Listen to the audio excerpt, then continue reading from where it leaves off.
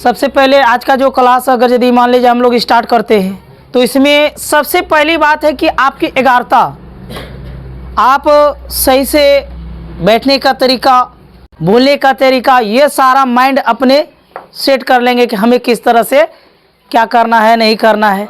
तो आज का क्लास जो होगा वो ग्राफ का क्लास है।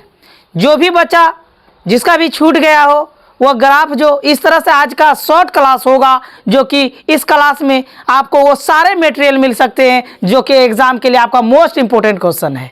तो मैं पहला ग्राफ स्टार्ट करता हूँ आपके लिए।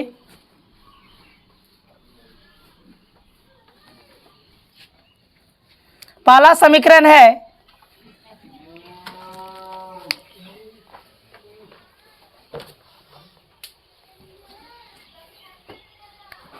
x plus y is equal to 5, समीकरण फर्स्ट। इसका दूसरा समीकरण है 2x plus 2y is equal to 10, समीकरण सेकेंड। तो फर्स्ट समीकरण को डील करते हैं। तो क्या इसमें क्या सिखाया गया आप सबको? अपने से कोई सोनू जी, तो सबसे पहले क्या सिखाया गया कि x को अगर जैसे सपोज दैट दोनों में से किसी एक को रखने के लिए बताया गया है, एक को रख के अब क्या करेंगे 5, अब प्लस y को अगर यदि एक्सचेंज कर रहे हैं तो क्या हो जाएगा माइनस y हो जाएगा। उसके बाद अब इसी पे वैल्यू रखते चले जाएंगे। तो बराबर के देखेंगे, बराबर के दाहिने साइड में क्या है आपका x है या फिर y है, तो आप वैल्यू किसका रखेंगे y का। तो y बराबर क्या लिखेंगे, y बराबर अपने मन से अगर यदि सपोज दैट 0 रखते हैं तो आपके माइंड में आ गया होगा कि अगर यदि 5 में 0 माइनस कर देंगे तो क्या बचेगा 5 ही बचेगा।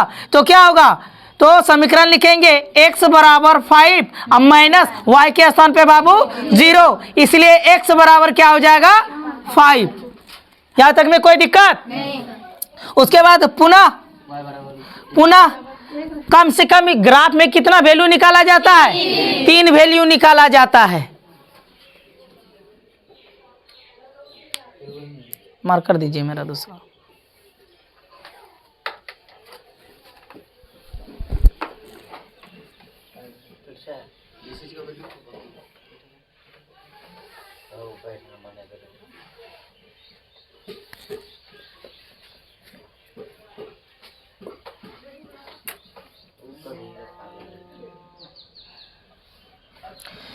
तो ग्राफ में कम से कम कितना वैल्यू निकालते हैं आप, कम से कम 3 निकाल सकते हैं। ठीक है, इंटर में इसे 2 निकालने के लिए हद से ज़्यादा इंटर में 2 निकाल सकते हैं, 3 नहीं निकाल सकते हैं आप, लेकिन मैट्रिक में 3 से आप ज़्यादा कहीं भी निकाल सकते हैं। तो आइए दूसरा मान y बराबर क्या रखेंगे, y बराबर सपोज दैट अगर यदि 1 रखते तो 5 में 1 घटा देंगे तो 4 होगा, जो कि और ग्राफ का यही महत्व होता है कि आपका वैल्यू जितना छोटा से छोटा होगा ग्राफ आपका उतना ही ज़्यादा बेटर और सुंदर होगा। आइए देखते हैं। तो क्या हो जाएगा x बराबर 5 माइनस y के स्थान पे 1, तो x बराबर क्या हो जाएगा, तो x बराबर 5 में 1 माइनस हुआ क्या हो गया 4 हो गया, कोई दिक्कत। अब पुनः और एक वैल्यू रखेंगे, y बराबर क्या रखेंगे, अगर यदि आप 2 रख देते हैं तो सब जगह लिख दीजिए रखने पर कोमा दे देंगे इस तरह से, फिर यहाँ पे लिखेंगे रखने पर, ठीक, और यहाँ भी लिख देंगे रखने पर। तो फिर समीकरण आपके पास क्या है, x बराबर 5 माइनस y के स्थान पे 2, तो x बराबर क्या हो गया बाबू 3। अब देखेंगे कि आपके पास कितना समीकरण पता चल गया, 3 समीकरण पता चल गया, वैल्यू 3 वैल्यू पता चल गया। एक तो देखेंगे कि 3 मान कम से कम हमारा निकल चुका है। उस 3 मान के लिए आप एक बॉक्स का निर्माण करेंगे और उस बॉक्स में स्पष्ट रूप से दिखा देंगे तीनों वैल्यू को दर्शा करके। तो पहला हो जाएगा x और दूसरा y। तो x का पहला वैल्यू क्या, y का वैल्यू रखे हैं ना, किसका वैल्यू रखेंगे, देखेंगे कि किसका, y बराबर क्या रखे हैं, y बराबर अगर यदि 0 रखे तो x के लिए क्या आया है, 5 आया है। फिर y बराबर क्या रखे हैं, 1 रखे हैं, तो फिर x का वैल्यू क्या आया है, 4 आया है। फिर y के लिए क्या रखे हैं, 2, तो इसके लिए 3 आया है। यहाँ तक में कोई दिक्कत, तो यहाँ तक सर्वप्रथम आप ऐड करेंगे, उसके बाद फिर ग्राफ में चलेंगे। अब देखेंगे दोनों समीकरणों का आपका वैल्यू क्या आया, समान आया। दोनों समीकरण का वैल्यू क्या आया, समान आया। आप उस वैल्यू को कहीं कॉर्नर पे आप ऐड कर लेंगे।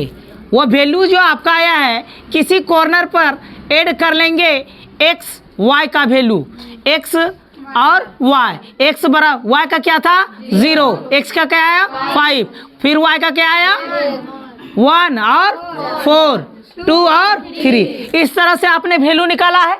अब देखेंगे कि ग्राफ में टोटल इसका किस तरह से खींचा जाएगा।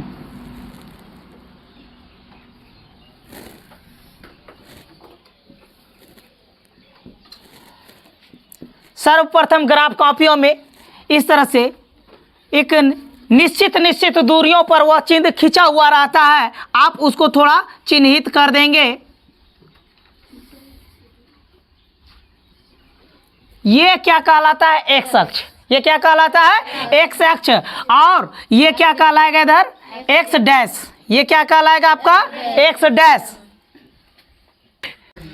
तो ये अक्ष क्या है, एक्स डैश है। और इधर जितना भी दूरी चलेगा वो क्या चलेगा, माइनस में, ऋणात्मक। तो सर्वप्रथम आप चिन्हित कर देंगे -1, -2, -3, -4, -5, -6। और इधर क्या चलेगा, जो भी संख्या चलेगा इधर क्या चलेगा, प्लस में चलेगा। 1, 2, 3, 4, 5, 6, 7 ये। और ऊपर क्या चलेगा, x, और नीचे चलेगा x डैश, सॉरी y और y डैश चलेगा। अब उसका भी दूरी क्या ले लेंगे, समान निश्चित दूरियों पर ले लेंगे। क्या 2, 3, 4, 5। तो ऊपर क्या चलेगा, प्लस में चलेगा। 1, 2, 3, 4, 5। नीचे माइनस में चलेगा ना। ठीक, आप इस तरह से पहले चिन्हित कर देंगे। -1, -2, -3, -4, -5, -6, -7। इस तरह से हो जाएगा। अब देखेंगे कि आप सबसे पहले इसका चिन्ह, अब देखेंगे इस ग्राफ में कितने टाइप से क्वेश्चन पूछा जाता है, वो टाइप्स को हम बताएंगे। सर्वप्रथम आप इसके चिन्ह को वर्णित करेंगे, चिन्ह को दर्शाएंगे। तो पहला कॉलम में क्या क्या होता है, पहला जो चिन्ह होता है वो क्या होता है बच्चों, प्लस और प्लस। यानी कि फर्स्ट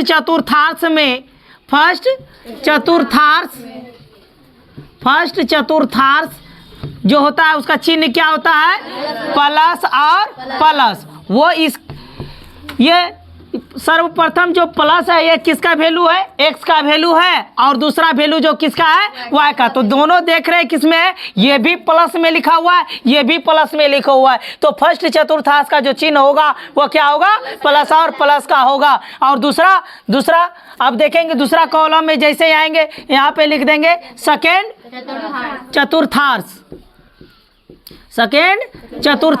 इसका चिन्ह क्या होगा यहाँ से देख लेंगे। x का, सबसे पहले x का वैल्यू लिखा जाता है। x का क्या है, माइनस, और y का क्या है, प्लस। इट मीन्स चिन्ह जो होगा माइनस और प्लस का होगा। अब देखेंगे तीसरा थर्ड चतुर्थांश, तो क्या हो जाएगा आपका, अब चतुर्थांश। तो ये इसका क्या होगा, सर्वप्रथम आप किसका लिखेंगे, x का लिखेंगे। तो x का क्या हो जाएगा माइनस, और y का भी क्या हो जाएगा माइनस। तो इस तरह से चिन्ह निकल गया। उसके बाद आएंगे फोर्थ चतुर्थांश में, तो इसका चिन्ह क्या होगा, चतुर्थांश में।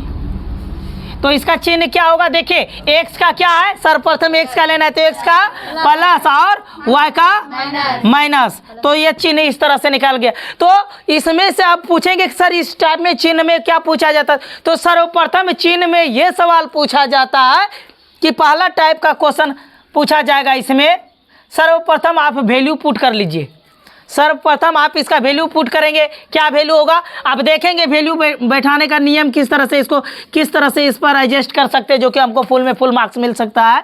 तो कहते हैं देखिए y बराबर क्या हो जाएगा, सर्वप्रथम आप x का वैल्यू ले लीजिए। x का अक्ष क्या है, या तो ऋणात्मक और या धनात्मक, तो x का वैल्यू आपका है क्या चीज़ में, x का वैल्यू +5 है, तो आप +5 की ओर चलेंगे, यहाँ पे आ गया इस जगह पर, और फिर और उसके बाद फिर y का क्या है 0, इसका मतलब x का +5 इस जगह पे आ जाएगा, और उसके बाद जो है और y का क्या हो जाएगा 0। इसका मतलब है कि अक्ष ना तो y का ऊपर जाएगा ना तो नीचे आएगा, और ये अपने जगह पे ही स्थित रह जाएगा। इस बिंदु का आप नाम दे देंगे पहले x का 5 और y का 0, इस बिंदु का नाम हो गया 0 और 5। अब देखेंगे एक दूसरा वैल्यू क्या है, x बराबर क्या है +4, इट मीन्स +4 यहाँ पे आएंगे, और फिर y का वैल्यू क्या है +1, तो +1 y का ऊपर या नीचे आओगे, तो ऊपर जाओगे ना, तो ऊपर आओगे तो देखेंगे सर्वप्रथम 4 पे गए और y का 1 स्टेज पे जाएंगे, तो देखेंगे कि दोनों का मिलान बिंदु किस जगह है। ये सारे ग्राफ में सॉलिड खींचा हुआ रहता है, तो इस बिंदु का क्या नाम दीजिएगा, पहले x का क्या 4 और y का क्या 1, 4 और 1 आ गया इस बिंदु का नाम। उसके बाद फिर देखेंगे क्या है, x बराबर क्या है, x बराबर क्या है 3 है, तो x बराबर 3, तो आप आ जाएंगे x के +3 में यहाँ पे, और उसके बाद y का क्या है 2, तो ऊपर जाएंगे, देखेंगे जिस जगह पे मिल जाएगा उसको इस तरह से बिंदु डालेंगे, इसका नाम लिखेंगे x का 3 और y का 2, इस तरह से बिंदु हो गया। आप ग्राफ से यानी कि स्केल की माध्यम से इसको आप मिला देंगे, इस तरह से इसको मिला देंगे आप, ग्राफ स्केल के सहायता से सही से मिला देंगे, और इस ग्राफ के ऊपर लिख देंगे जिस समीकरण को आपने हल किया है। वो समीकरण का क्या नाम है, आपका समीकरण है x + y = क्या है 5। समीकरण फर्स्ट या सेकंड जो भी डालना है डाल दीजिए, ये आपका ग्राफ हो गया, ये पूरा तरह से ग्राफ हो गया। अब इसमें से कुछ टाइप बचे हैं, पहले इसको नोट किया जाए। से अब टाइप चलेगा। मैं सभी विद्यार्थी छात्र छात्राओं से मेरा अनुरोध है कि वो सारे बच्चे जो कि एग्ज़ाम के सामने जो 2023 के एग्ज़ाम में एडमिट होने वाले हैं, उन सभी समस्त छात्र छात्राओं को मेरा यह सूचित है कि आपका जितना भी टाइप का क्वेश्चन ग्राफ से पूछा जाएगा वो सारे टाइप अभी मैं बताने वाला हूं, ऑब्जेक्टिव से लेकर सब्जेक्टिव तक। आपने देखा कि ग्राफ में सब्जेक्टिव का ये पूछा जाता है और निश्चित ही 5 नंबर का पूछा जाता है, और ऑब्जेक्टिव टाइप का अब 3 से 4 टाइप से ऑब्जेक्टिव पूछा जाता है। उन चारों 3 या 4 टाइप्स में से टोटल टाइप्स का मैं आपको डील कराने जा रहा हूँ। उसमें जो भी समस्या होंगे आप सब आराम से पूछ सकते हैं, या फिर इस वीडियो के माध्यम से आप बिल्कुल आराम से सॉल्व कर सकते हैं। और मैं बस एक ही बात कहूँगा सभी विद्यार्थियों से कि सक्सेस जो होता है ना, सक्सेस के पीछे मत भागिए। एक मूवी देखे होंगे 3 इडियट्स मूवी, मैंने बहुत दफ़ा देखा है। उसमें मुझे एक चीज़ बहुत अच्छा लगा कि आमिर खान कहता है, एक वर्ड बोला गया था, बहुत सुंदर वर्ड था कि सक्सेस के पीछे मत भागो, एक्सेलेंस के पीछे भागो। जब एक्सेलेंस के पीछे भागोगे, एक्सेलेंस हो जाओगे, सक्सेस तुम्हारे पीछे झक मारते हुए दौड़ेगा। ये चीज़ मुझे बहुत अच्छा लगा था। तो इसलिए कभी सक्सेस के पीछे मत भागिए, एक्सेलेंस के पीछे भागिए। तो सर्वप्रथम टाइप आपका जो आएगा, टाइप पहला टाइप आएगा फर्स्ट टाइप जो आएगा, इसका सवाल है आपका, कुछ वर्ड दे दिया जाएगा जैसे 3 और 4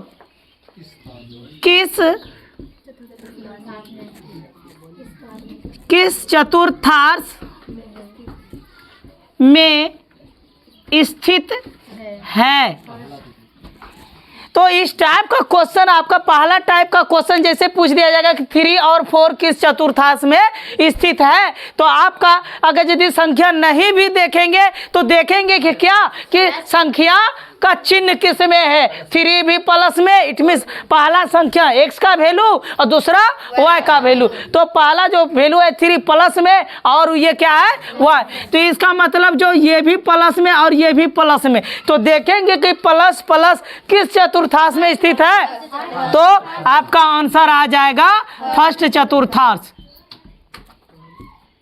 फर्स्ट चतुर्थांश। अब इसी टाइप का और भी क्वेश्चन इसमें से सपोज दैट पूछ दिया जाए, दूसरा क्वेश्चन कि -4 और 6 किस चतुर्थांश में स्थित है, किस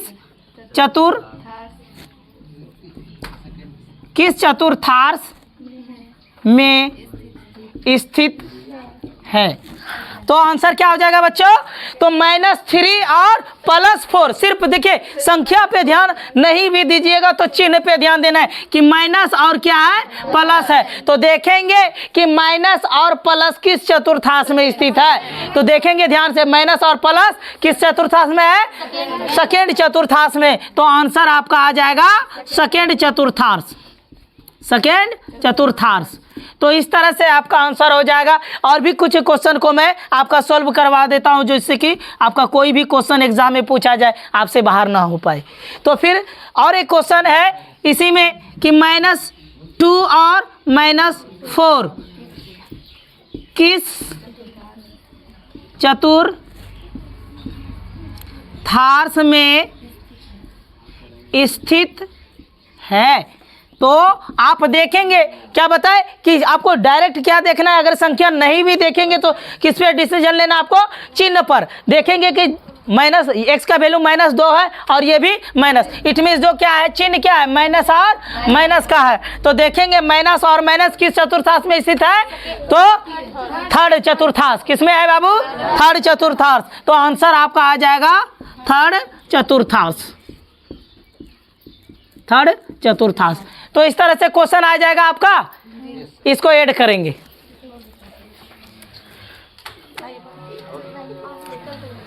तो इस टाइप का अब जो भी क्वेश्चन है आपके एग्जाम में, जो भी क्वेश्चन पूछा जाता है लगातार ये सब क्वेश्चन पूछा गया है, तो अब टाइप सेकेंड का आप क्वेश्चन देखेंगे।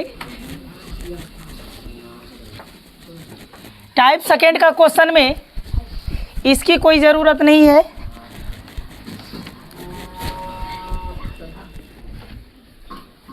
अब देखेंगे टाइप सेकंड में जो क्वेश्चन पूछा जाता है,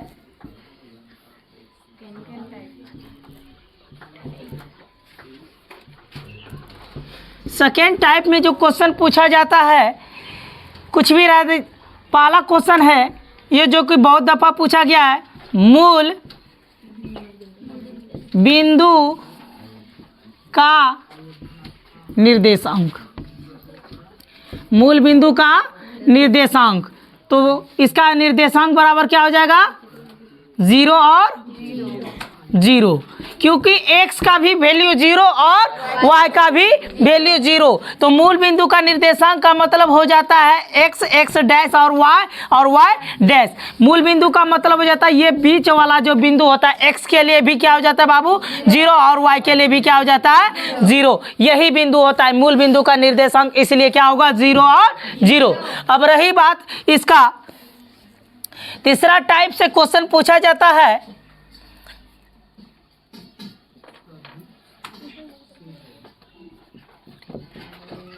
थर्ड टाइप का जो क्वेश्चन पूछा जाएगा आपको कुछ संख्या दे दिया जाएगा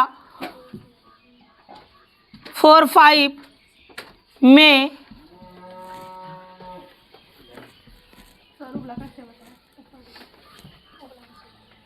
ये इसमें मूल बिंदु का निर्देशांक जो होता है, कहने का मतलब है कि x के लिए भी ये बिंदु क्या है 0 है, y के लिए भी ये बिंदु क्या है 0, यानी कि ये अपने जगह पे स्थित है, ना तो x की तरफ कहीं जा रहा है ना तो y की तरफ कहीं जा रहा है, इसलिए x के लिए भी 0 होता है y के लिए भी 0 होता है, क्योंकि अपने यह केंद्र पर स्थित होता है। अगर यदि कहीं x की तरफ कोई थोड़ा सा भी दूरी जाए तो x का वैल्यू हो जाएगा, y के तरफ अगर यदि जाए तो फिर y का वैल्यू हो जाएगा। इसलिए ये कहीं नहीं जा रहा है, दोनों अपने केंद्र पर ही स्थित है। इसलिए मूल बिंदु का निर्देशांक जो होता है वो क्या होता है? 0 और 0। अब रही बात टाइप थर्ड का क्वेश्चन जो पूछा जाता है, इसमें 4 और 5 इस टाइप से में कोटि का मान ज्ञात करें। ये मोस्ट इंपॉर्टेंट क्वेश्चन है जो कि लगभग सभी एग्जाम में ऑब्जेक्टिव टाइप पे पूछा जाता है। और इसमें से पूछ दिया कि 4 और 5 में कोटि का मान ज्ञात करें। तो सर्वप्रथम इसमें बता देता हूँ कि 4 जो पहला जो संख्या होता है वो क्या कहलाता है? इसका मैंने ट्रिक दिया था, उठाओ भुजा और काट डालो, यही ना बताए थे, उठाओ भुजा और काट डालो। तो इसका एक ट्रिक था कि पहला हो जाएगा भुज हो जाएगा, पहला जो संख्या होगा वो भुज हो जाएगा, दूसरा क्या हो जाएगा? कोटि हो जाएगा। तो इसी तरह से इस ट्रिक का माध्यम से आपकी ज़िंदगी में कभी ऐसा ट्रिक है जो कि नहीं भूलने वाले हैं और आपको निश्चित ही एग्जाम में पूछा जाता है। ग्राफ के माध्यम से जैसे भी आएंगे तो ये क्वेश्चन 100% पूछा जाता है। तो भुज और कोटि, तो इसमें पूछा क्या गया है आपको? कोटि। तो आंसर क्या लिखेंगे कोटि में? आंसर हो जाएगा कोटि बराबर 5। कोई दिक्कत?